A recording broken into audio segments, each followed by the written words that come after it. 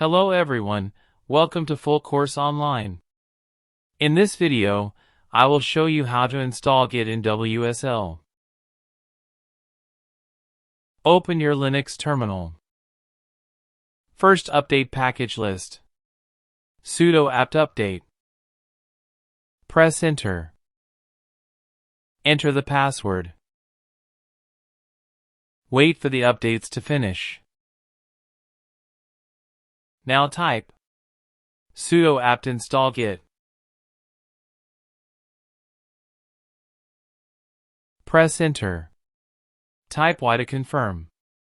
Wait for installation to finish. To verify, type git version.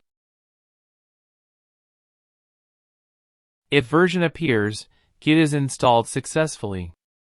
That's how you install Git in WSL.